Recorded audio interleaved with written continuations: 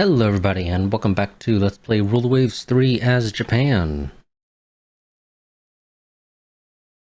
Sorry, it has been a couple of weeks since the last part. I was sick a couple of weeks back, and then it took me about a week to really be in a position where I was able to really sit down and do a recording, mostly because it took about a week for me to actually get over the coughing fits and whatnot as a result of being sick. I actually got over the cold itself within a couple of days. But all the coughing fits was not exactly conducive to recording. And then it's taken me a couple extra weeks now to be able to actually find the time to sit down and record. So it figured, you know what, let's do a quick little sort of presentation to sort of see where we are. So it is November 1967. We have been at war with Great Britain for a year. France joined in at the 5-month mark of war. The United States is also about to join the war on the side of Great Britain and France. Tensions are sort of up there with Russia, which is not exactly a fun thing. I don't really want a fourth person joining in, especially a fourth person who can draw away Germany's assets out of Northern Europe. And we personally don't really have any likely allies. Technically, Spain is there with 7 tensions with Great Britain, but I don't really see them joining in, if I'm completely honest. I really don't. Most of the battles in this war have been fairly minor engagements.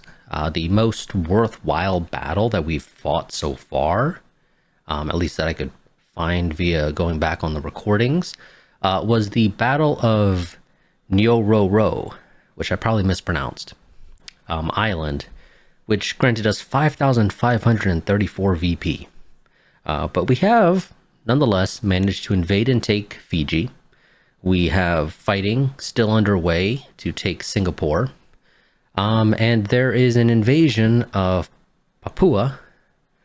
I think it's technically the second one, but I might be adding in the one from the previous war that is being worked up, but that might end up actually being canceled due to costs, but we'll see. So quick overview on fleet positions. I'm just going to sort of focus on the main 3 sort of sea zones, but I did list some other ones as well. So let's go ahead and start in Northern Europe, because the reality is that's where the bulk of the fighting is taking place. We haven't really had very many battles of our own, but presumably our friend Germany has had a fair few battles in Northern Europe.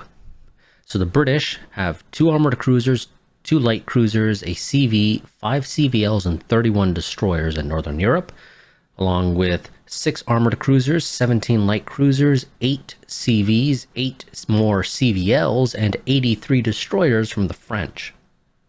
While the Germans only have 3 battle cruisers, 4 CAs, 15 CLs, 11 CVs, 9 CVLs, and 90 destroyers. So they are, in many ways, outnumbered. Although I think Germany technically wins on tonnage to an extent, just because the battle cruisers and CVs add quite a bit. But in terms of actual total ships, I didn't really bother counting it, but I'm pretty sure Germany is outnumbered. And that's pretty easy to come to when you can see the 83 destroyers from the French and the 31 destroyers from the British. The second major sea zone, which hasn't really seen any combat, well, I say that this is where that Battle of Nyororo Island was. I think it was just off the coast of Zanzibar, down here. The British have 7 CAs, 15 CLs, 8 CVs, 3 CVLs, and 35 destroyers to our 2 dreadnoughts, 7 CAs, 2 CVs, and 18 destroyers. Again, they outnumber us. And in this case, they also out-tonnage us, just because they have more ships in general as well. especially those 8 CVs to our 2. That really turns the tide in their favor in terms of tonnage. However, I do generally think that we're probably better equipped than them if we could actually get a reasonable fight. Unfortunately, we just really can't. We're going to skip over Southeast Asia because there's nothing of note there. We have ships. The British don't really. If I recall correctly, they actually have some seaplane carriers there, which are probably actually helicopter carriers now rather than seaplane carriers. But nonetheless, they do have some ships there, but it's just AVs, which we can just kind of ignore for the sake of this listing, so I don't bother listing them. So technically there are some extra ships in some of these zones than what I have listed. It's just that AVs are not exactly combat ships, so I don't bother including them on this list. Although I say that, but then helicopters can carry ASMs, so maybe they are worthwhile including, because even though they're light ASMs, enough of those can do a bit of damage. But nonetheless, the third major sea zone where combat is taking place is of course the South Pacific, where we've taken over Fiji, where we have a dreadnought, 3 CLs, 2 CVs, and 11 destroyers to the British, 1 CVL, 2 destroyers, and the single French destroyer. Now, the Americans, as mentioned, are close to joining in. Now, this, I only really focused on Europe and Asia for this. I didn't bother including the eastern coast of North America. So, of course, the US has a bunch more ships than the ones actually listed here that they could deploy in combat, although admittedly, due to the lack of basing,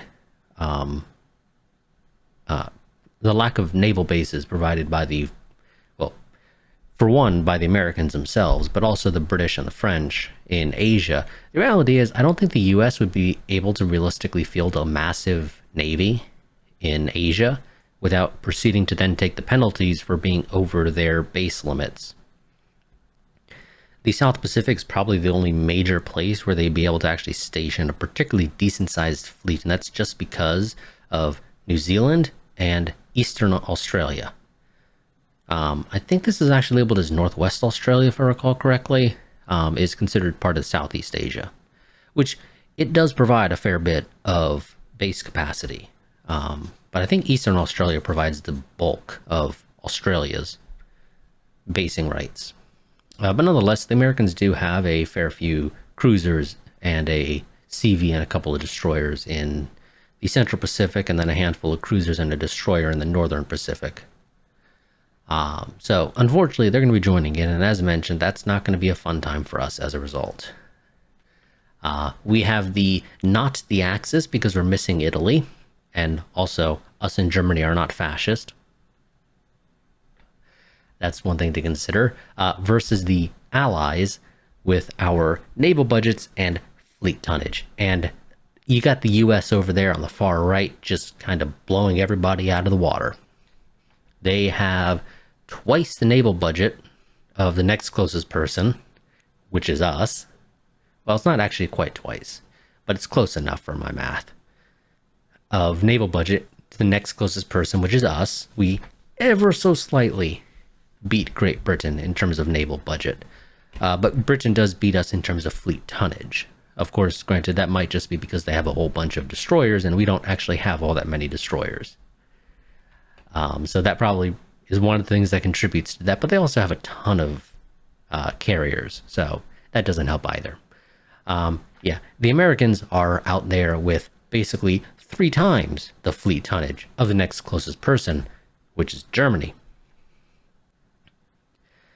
So, yeah. Also, interestingly, Germany is almost basically 1-to-1 in terms of naval budget and fleet tonnage, which would seem to indicate, well, I was going to say very efficient use of their budget. I don't know if that's actually true in the slightest. If we're completely honest, it might not be. It is just interesting to see how it is almost 1-to-1 when basically everybody else either has a lot more fleet tonnage, which is really just the US, compared to their budget, or they have less fleet tonnage compared to their budget. So I don't know what Germany's doing with their ships, but it really seems like they're basically spending I don't know, what's the currency of a, well, it's a pre-Nazis Germany. I don't know what their currency was. Was it the Reichsmark? Or was that only after World War One? In the interwar period? I don't know off the top of my head. I really don't, and I don't care to go and look it up right now. But they're basically 1-to-1. For every, whatever the German currency is, they spend one of that, basically, on a ton of a ship. And then, continuing this, a layout of the types of ships. When you got America over there with 161 destroyers compared to Germany's 99. Now, granted, we blow everybody out of the water in terms of submarines. Unfortunately, I don't really think our submarines are doing quite as much work as they really should be. But hey, it does its thing, I guess, technically speaking. If I recall the last couple parts, I think we did get some stuff regarding unrest increasing in either Great Britain or France, maybe even both, as a result of merchant vessels being sunk, which I'm going to attribute a fair bit of that to our submarines.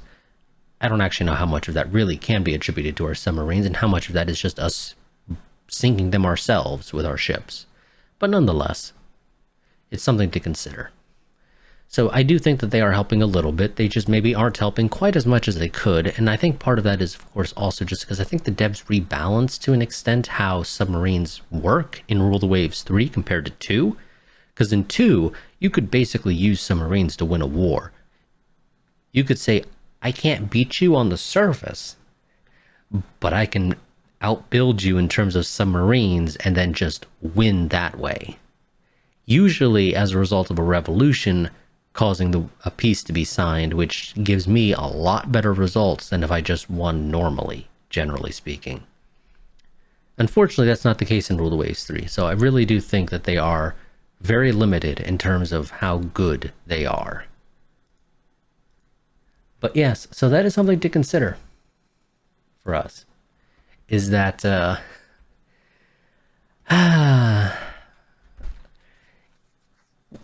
we're going to struggle once the US joins in, just due to the sheer number of destroyers that they bring to the field. Now, as mentioned, the invasion of Papua might end up getting canceled because it's costing us almost 5,000 a month, and we're losing 6,000 a month right now. So if I cancel that, we will save about 1,000. Well, we'll only be losing about 1,000 a month, which buys us a lot more time, especially if we get budget increases during this war. But yeah, so let's see. Yeah, the US is just ludicrous over here. Spain, as I mentioned, is our likely ally, just due to tensions with Britain. And yeah, they don't bring a whole lot to the table. They're behind technologically. And they only have 700,000 fleet tonnage. And most of that looks to be, well, actually, they got a fair few carriers, actually, which is somewhat surprising. Honestly, I would almost prefer Italy if I have to get a third party as an ally. They have a fair bit more fleet tonnage, and they have more ship. Well, they have better technological development. They're at advanced rather than behind. So they're still behind everybody we're fighting. But they're better than Spain. And that's what matters. But unfortunately, Italy would only really go to war in the near future with Russia. And unfortunately, if that's not useful for us unless Russia joins this war as well. And that's probably not going to happen before the war ends as a result of the US joining in and basically forcing us and Germany to come to the negotiation table. Our hope is, though, that we will take what we want quickly enough before they're able to stop us at the end of the day. Now, I am going to, I think, change our invasion target to Malaya, actually. I would like to go ahead and take that. And you know what? We're just going to go and chalk it up as if we take Malaya, then theoretically the army should, being the operative word, be able to help Singapore, the invasion of Singapore, by coming in from the north. Now, granted, Singapore is actually an island, but nonetheless, as long as there's a bridge there and it doesn't get blown up before they arrive, the army should be able to help us, I would think. But let's go ahead and continue on now. Submarines, do we have any in... nope. No, we don't. Okay, wonderful. I am going to, I think, change our submarines actually to fleet support. Maybe get a little bit more damage being done to enemy ships. Oh, they're actually going to fight us here. The game claims they had a CV, which is interesting. There we go, yeah. Okay, now we're claiming they have a CVL, which doesn't seem right.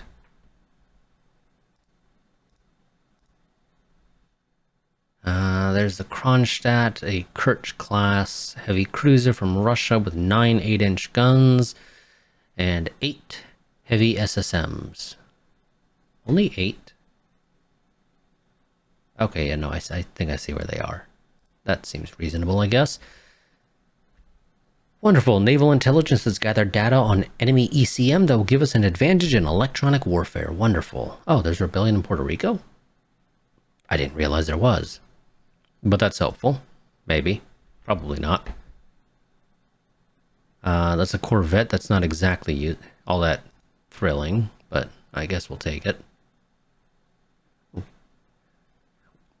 We're blockading the enemy. Well, there's the US joining in. And there's us basically losing all of our VP as a result. Oh, okay, yeah, so the French are apparently being blockaded. I don't know why the French are being blockaded, but not the British. Maybe next turn if the ships in the Mediterranean don't head back to Northern Europe. Which they might, because I think most of those ships in the Mediterranean were literally here in the Indian Ocean just moments ago. Now, game, you have me wondering... You have me thinking about it. Do we do it? Because we could do it now. Try to launch a quick invasion of Ceylon.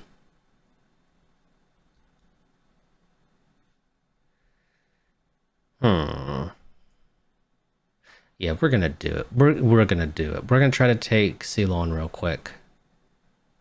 That'll take 30 base capacity off, which doesn't really matter.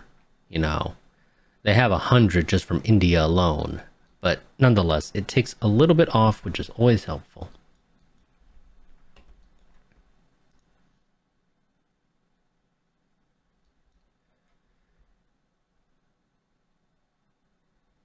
Yeah, we can't really invade anywhere else, because anything with a value of 10 or more, you cannot invade. So also, unfortunately, Polynesia is just outside of our invasion range. I would need to take Samoa to do it.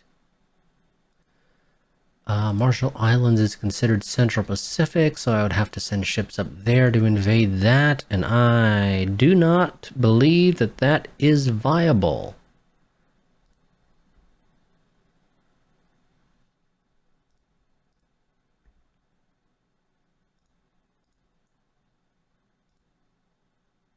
You can actually fight this one. We're claiming you have a CV, which I don't, yeah, which I don't think is true at all. There we go. The new training has been applied. Wonderful. The Shikaku has condenser troubles. Spain and Russia sign an alliance. Well, we need to check the tensions between Spain and Britain, because that's an interesting development. Because if Spain goes to war with Britain, that means Russia goes to war with Britain. And if Russia goes to war with Britain, they can't go to war with Germany. Well, in theory, because we would potentially make an alliance of our own with Spain if they join in against Britain. And reasonable expectations would be that Russia would not go to war with Germany if Germany is allied with us, who are allied with Spain. It's a very convoluted alliance chain, rather. But in theory, that might work and be helpful. Tensions with Russia would also decrease if we made an alliance with Spain, because they would say, we have a common ally, so we shouldn't be upset with one another. The army wants more resources. I'm very sorry to say this, but I cannot see how driving tanks around the countryside can decide the war. True victory lies at sea, which is partially true considering that most of our fighting requires some sort of naval invasion to take place first. I'm sorry, we're not invading China.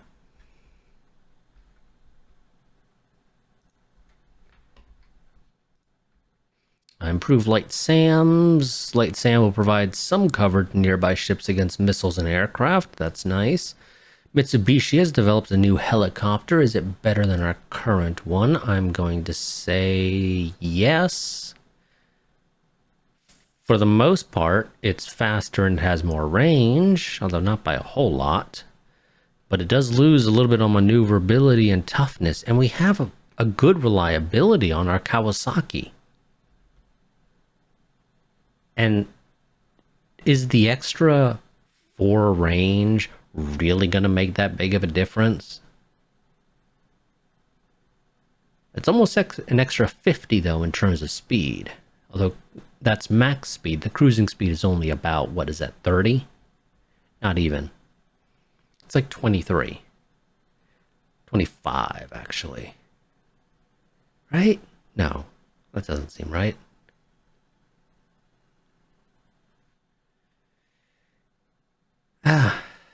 15 actually, looks like.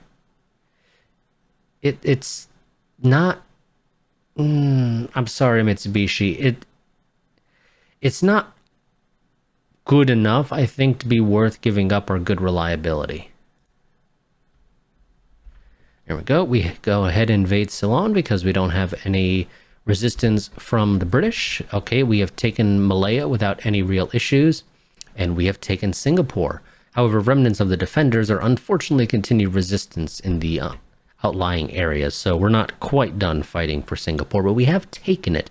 We just need to hold it from the resistance movement. Spain crushed their rebels in Puerto Rico. Wonderful. French AV sunk one of our SSGs.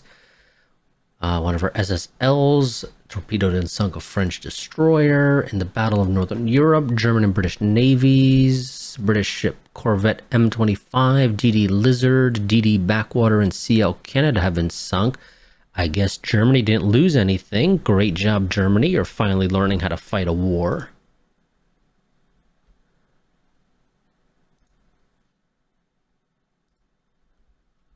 Of course, we are no longer blockading because the British have gone to Northern Europe.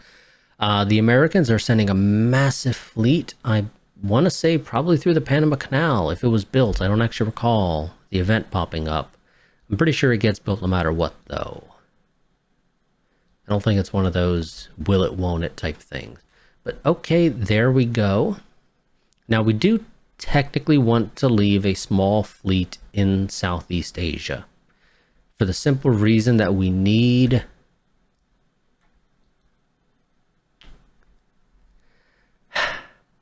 we're going to need ships here in theory to help Singapore, although I guess not really. Technically they shouldn't matter, but I think the game does sort of simulate in the background to an extent the concept, at least, of ships in an area will provide assistance just sort of organically to ground forces in an invasion, even if you're not getting a battle that says in support of land combat. But I could certainly be wrong about that, but I think it does. So I'm kind of inclined to leave a small fleet here, especially because I wouldn't mind seeking that CVL if we got the chance. but that's probably not going to happen unless I send the bulk of the fleet away. I would probably need to leave. A couple destroyers would probably be the only things I could really leave.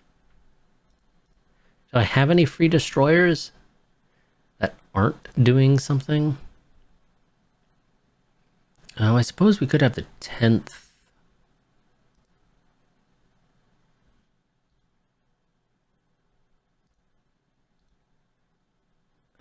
Yeah, I suppose we could have the 10th cruiser, or destroyer division rather, stay behind.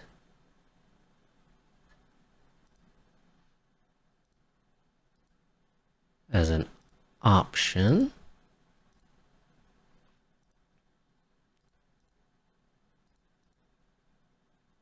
Now the question is, where do I send you guys?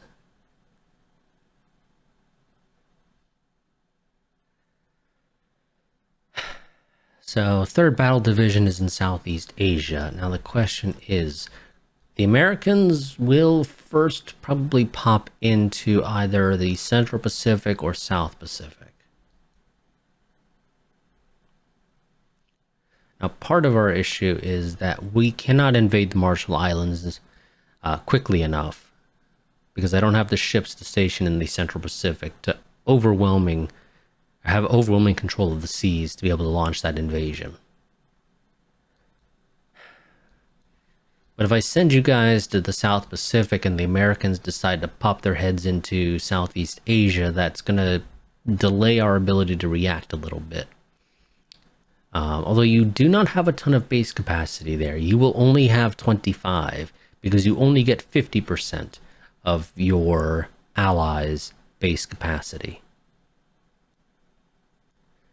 And the British only have 50 there because of Western Australia. For some reason, I thought it might have been called Northwest Australia, but it's actually just Western Australia. But nonetheless, so that is something to consider. So if you come into Southeast Asia, you can't really stick around for long because you'll start taking penalties if you send too large of a fleet in. And of course, you don't have the ability to invade stuff in Southeast Asia, so that's not going to do a whole lot of good. I think the reality is I should probably just continue to focus back on trying to ensure that you take penalties for as long as possible as you transit to wherever it is you end up settling in, which realistically I think the only place where you could station a decent sized fleet would end up being the Indian Ocean, because you'd have 75 base capacity there. Although this fleet itself is using up 126, if I'm correct on what that represents. Not quite, actually. But I guess it's a nice number roughly to use. Realistically, it's a bit higher. But yeah, so we'll just say you have somewhere a little bit north of 126 base capacity being used right now in the South American East Coast Sea Zone. I do like how the Falklands are here, considering that it is physically impossible to have any fighting take place down here. The only way to take the Falklands is in a peace agreement. It is physically impossible to take any other way because there's nowhere that you can invade it from. Absolutely nowhere.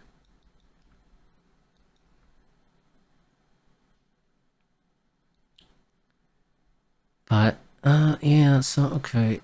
Or do I just save? Maybe try to save money. Maybe try to save money.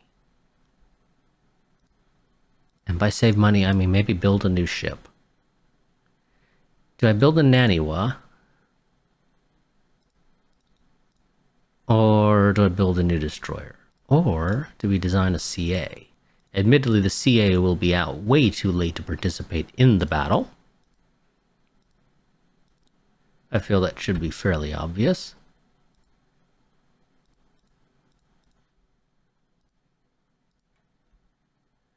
That'll give us 8.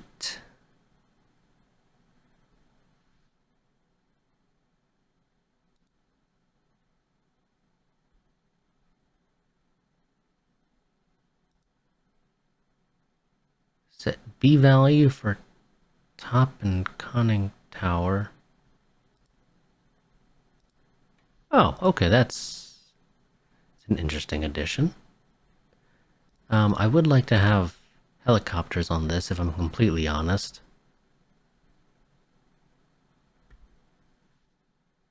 I would also like to have more torpedo defense, if you don't mind. Although I will admit, I don't know how useful that actually is. Did we ever get gas turbine? Oh, we did. Wonderful. I completely forgot because it's been so damn long. 30 knots I think is probably fine.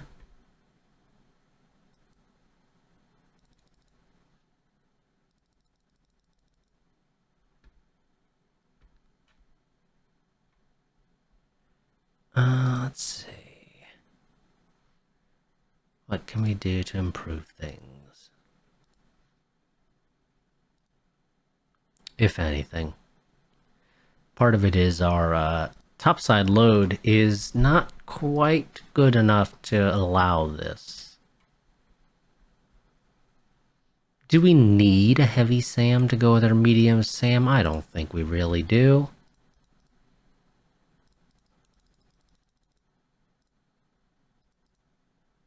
There we go.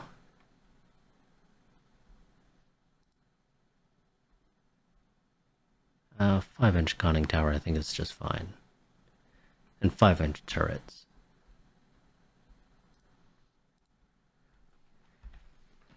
There we go. But this will take 31 months, so yeah, this would not be...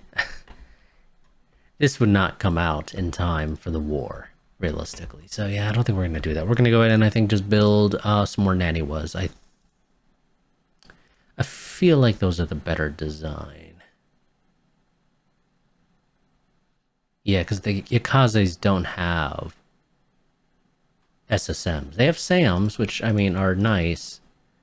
But, I mean, so does the Naniwa. Let's go ahead and queue up one more of those. That will take 4 years, so that won't be ready for the war either. But hey, it's more likely to come out in time compared to the trying to design a brand new armored cruiser. So, you know, take that for what it's worth.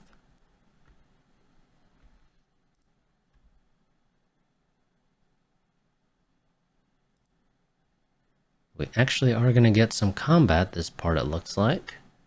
Or not. Apparently they can't challenge us.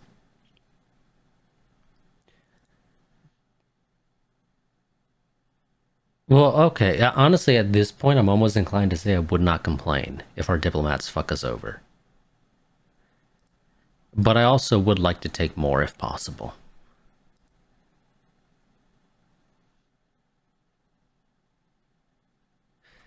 Gotta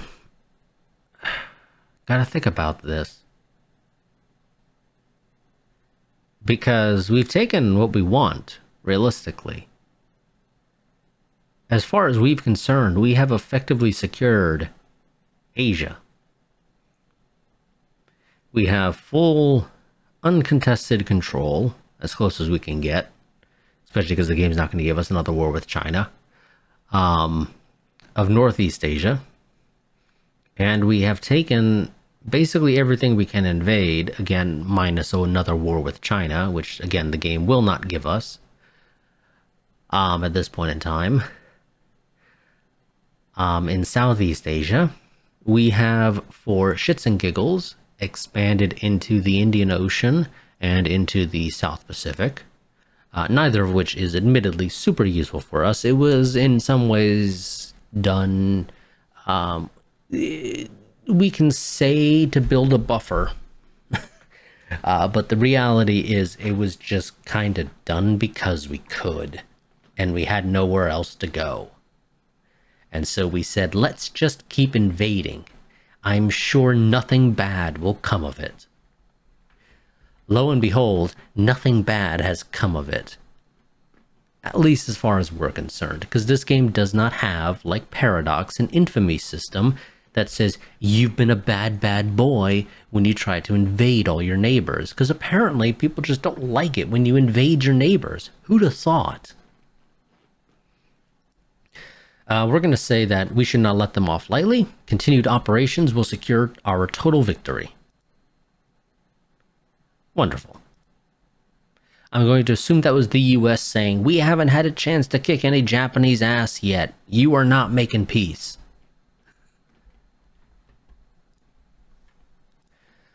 Aichi has developed a brand new light jet fighter, which does look to be significantly better than our current one.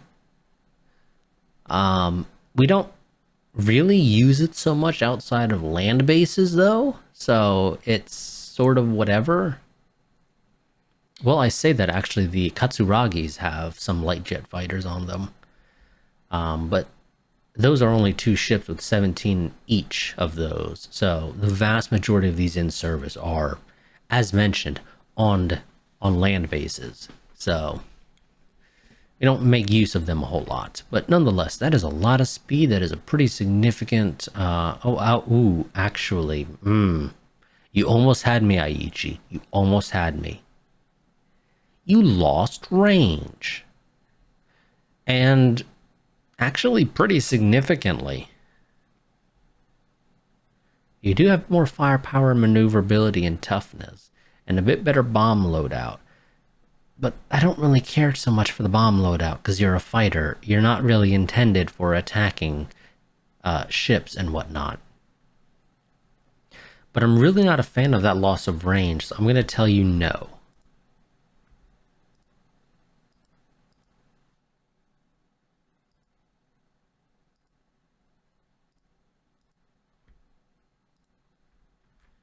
See, where are the Americans? The Americans are in Southeast Asia, but I think they're transiting through Southeast Asia for some funky reason to get to the Indian Ocean. I wholeheartedly believe that that is the case.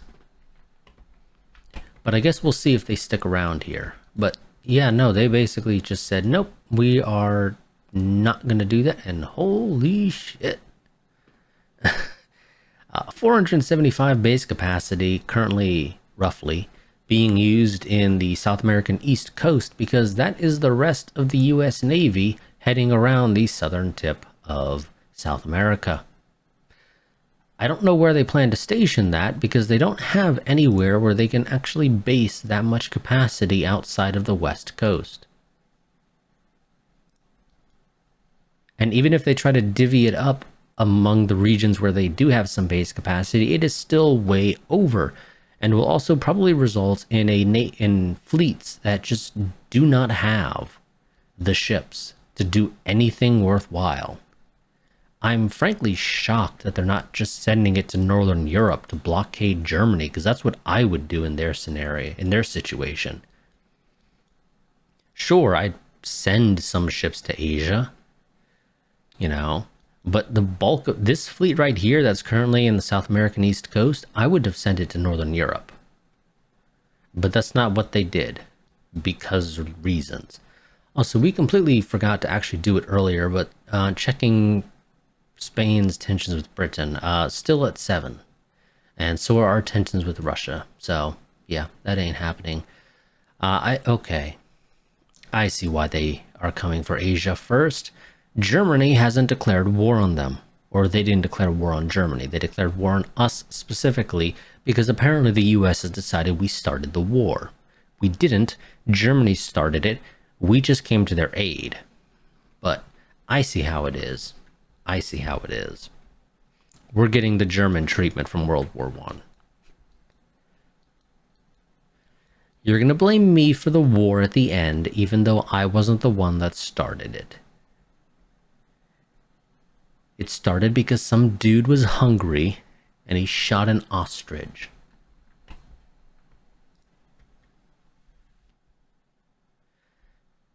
Well, Okay, we got about 5 minutes left. This is mostly going to be against the U.S. I believe. Oh, well, we're claiming Britain, which is a little bit shocking, and I do not actually agree with that in the slightest. Let's see. Estimated enemy forces in battle. I don't know why we're claiming that they have a pre-dreadnought or a dreadnought here. I have a hard time believing that they actually have that. I really do.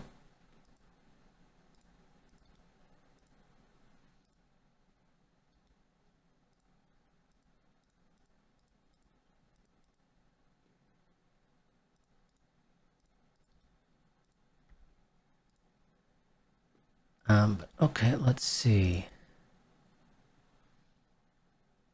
Oh, I can rearrange my forces, but that's it. That's honestly not that useful.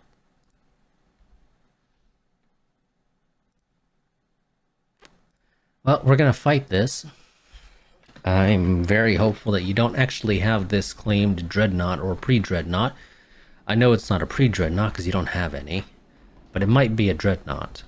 Now, granted, of course, we have just stupid amounts of air cover that we potentially have at our disposal, so maybe it doesn't really matter all that much.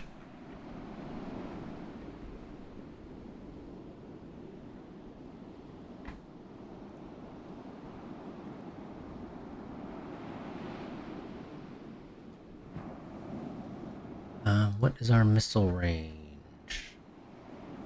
Well, those... So, what we're claiming as a CV in there is well within our range.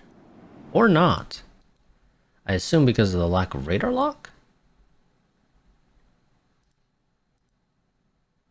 No, that doesn't seem right.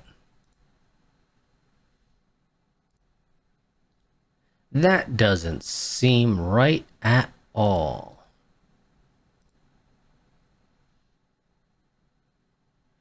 What is the range? You don't tell me here.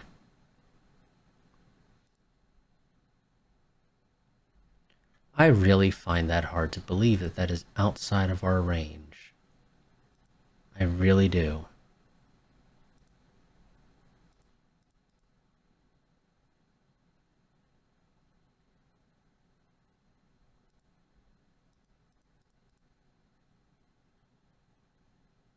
Hmm.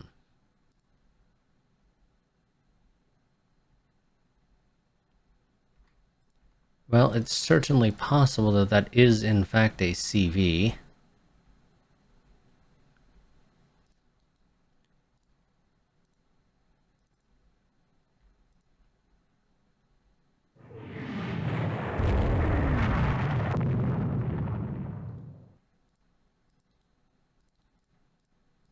You're going to break off and head to base.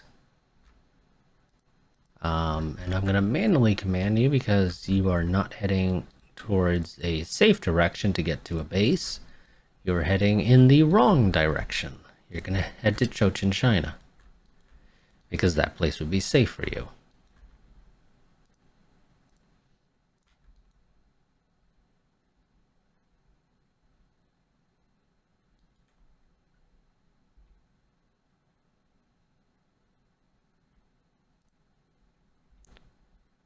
I really have a hard time believing that that is still out of our range.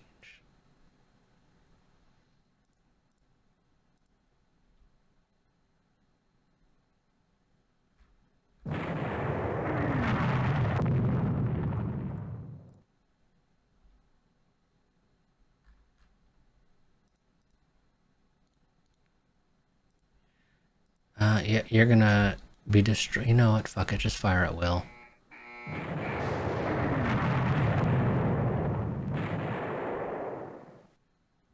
Since evidently me trying to fire you guys is just not gonna work.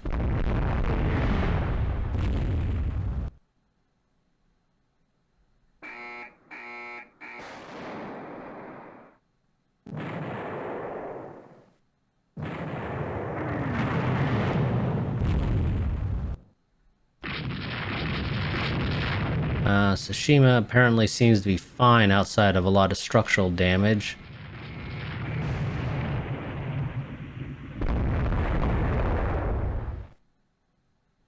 Yeah, I'll be honest, I don't know why the game was not letting us fire our missiles manually.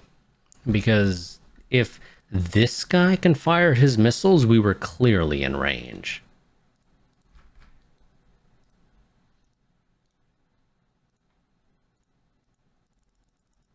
But, okay, whatever you say, game.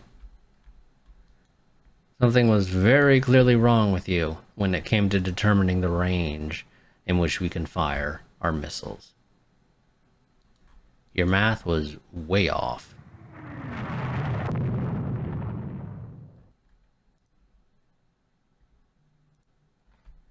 Yep. Shut up, timer. I know. Now, there was another ship somewhere down here, is where we last saw it. See if we can find it again. Oh, no, okay, I guess not. I swear there was a third ship somewhere down there, but apparently not.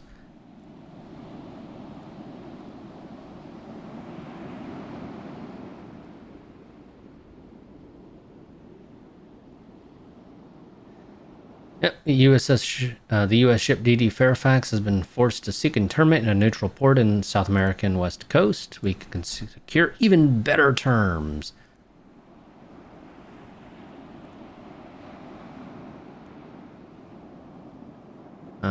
Sunk a British armored cruiser. Germany lost a destroyer and a CVL in exchange for a British corvette. Oh my god, Germany. Okay, apparently I spoke too soon when I said you finally learned how to fight a war. Ah, Jesus.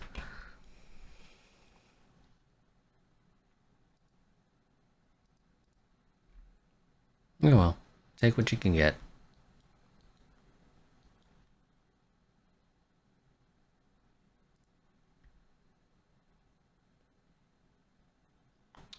Auto resolve.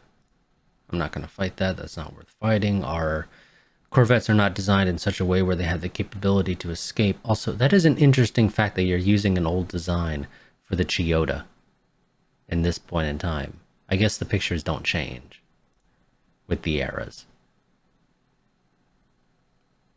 I swear they did, though. I must be misremembering then. Sunk one of our subs in Northern Europe. French lost a destroyer. The Germans lost a destroyer and a corvette. That's not a great trade, Germany, unless that's a much bigger destroyer than yours and the corvette, which I don't think is the case, if I'm completely honest.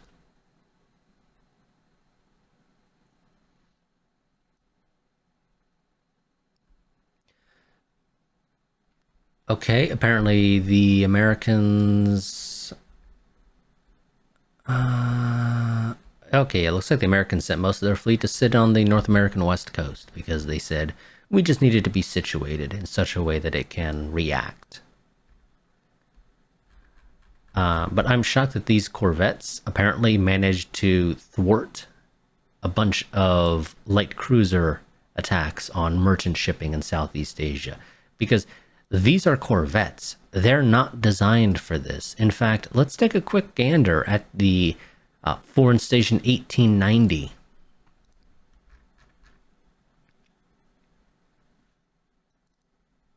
It has two 5-inch guns and six 4-inch guns. It was built in 1893. And you mean to tell me that this ship thwarted a light cruiser's attack on merchant shipping? Really? Game, I don't know what you're smoking, but I think I might want some of it. Because, yeah, no, that doesn't make any freaking sense at all. Oh, I think this fleet in the Indian Ocean is the fleet that was sent to Northern Europe from America. I think it went Northern Europe to the Mediterranean to the Indian Ocean rather than East Coast, Caribbean, Mediterranean, Indian Ocean. The reality is it was no different in terms of travel time.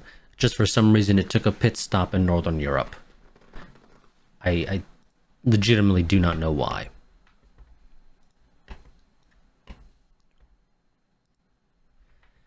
But whatever. Oh, that should have been the end of the part, but okay.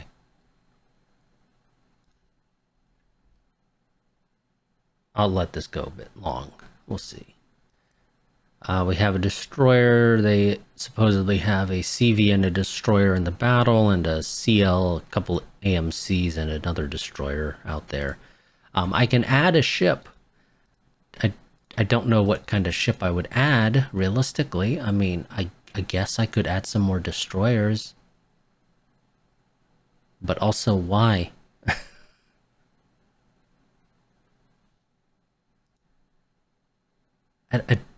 Well,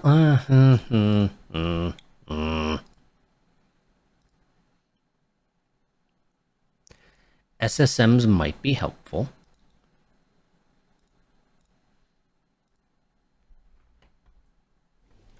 Even medium SSMs.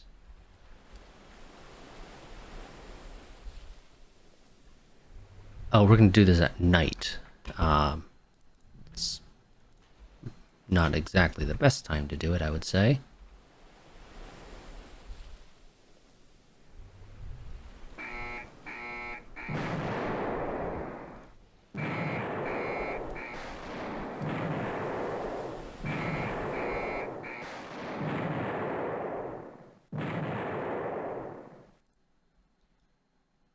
Do you got any more? Or is that all of them? No, we got a couple more, but let's not waste them all because this guy is dead in the water already, and it was just a destroyer. I feel like launching that many SSMs at a destroyer probably is not a fair trade, especially depending upon the size of it. It was a 3,400 ton destroyer. I suppose it could have hurt us, technically speaking. It has SSMs of its own, but apparently it did not launch them for some reason. They got literally 0 VP for that.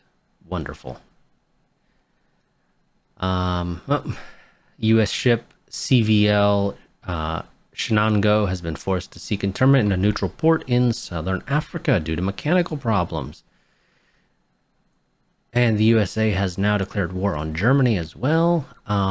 You are offering to build me another Naniwa in 25 months at 10% discount. I'm going to say excellent. We'll take the offer.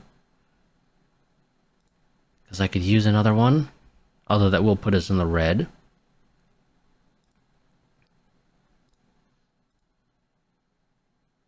Okay, we've taken Ceylon.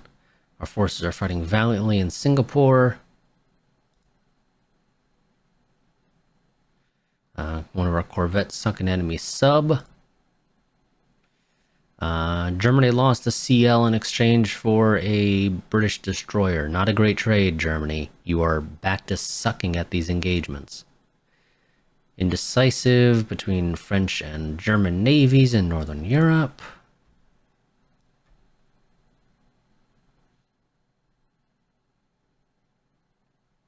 Let's see. We currently have an edge in electronic warfare. That's nice.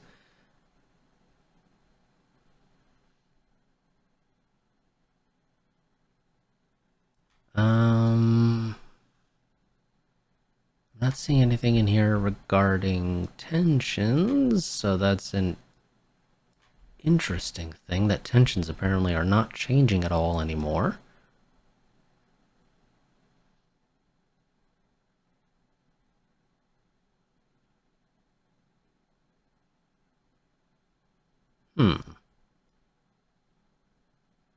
Alrighty then. Let's save. Now I'm curious as to how... Oh, Jesus fucking Christ. That massive navy is actually heading out now. That's not what I want at all.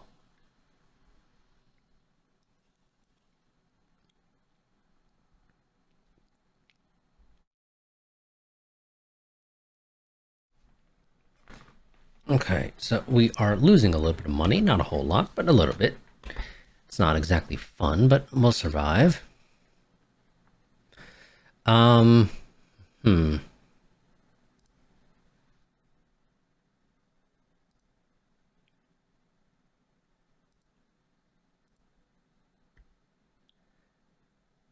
Do we have any? I don't think we have bases there at all. No, I guess we're just supposed to believe they got destroyed after we took over. So let's build a couple 5-inch batteries. Oh yeah, we can't do that because it's invaded. Forgot that that's a thing. Okay, let's see. The Shokakus apparently need to go in for a refit, but this is not a great time for that. So they won't be doing that. Although if I had the ability to equip them with gas turbine, that would give us a fair bit of weight savings and maybe a couple more aircraft.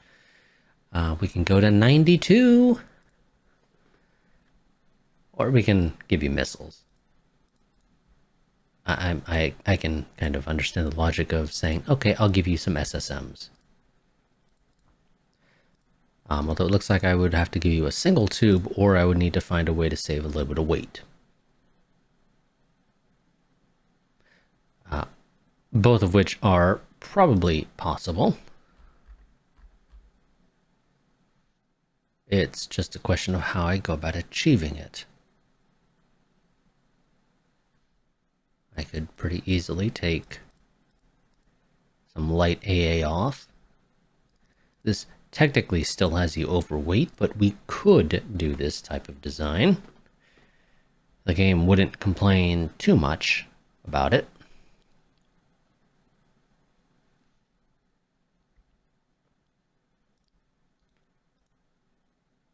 But I'd probably end up just sticking with the 1 tube because it's clearly not really going to be... it's a bit of a pain to do.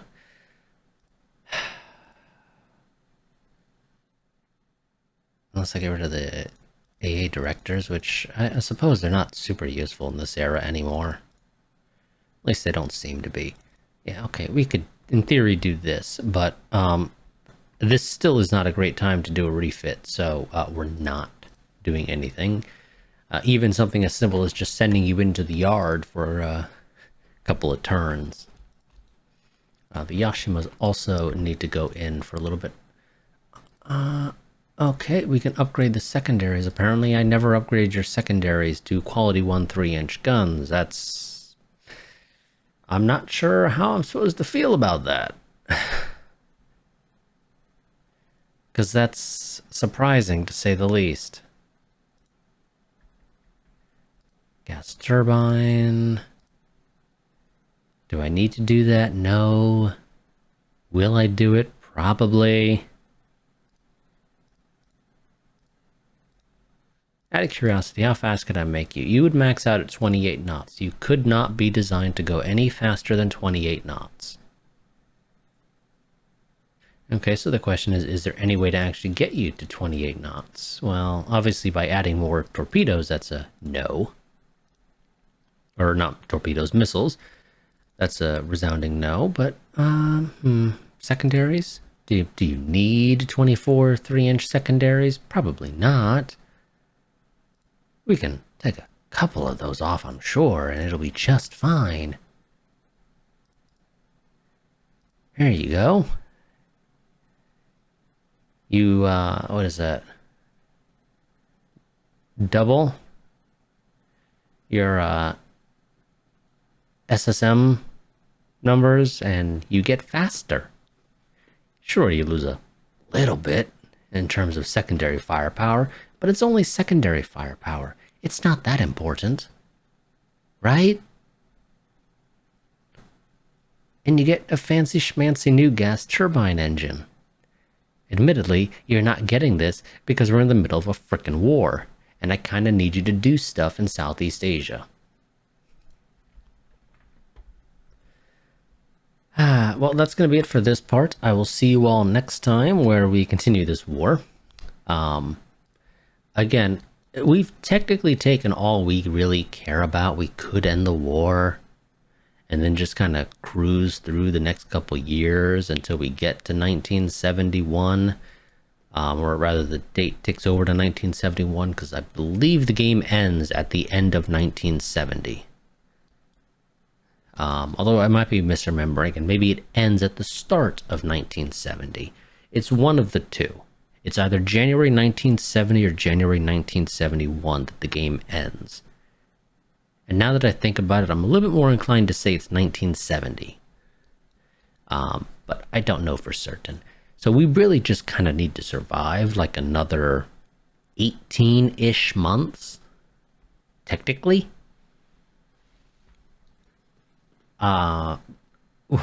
We'll see how that goes, though, because it's a little bit hard to do. Now that the US is involved. So, I mean, we'll see how the fighting with the US goes.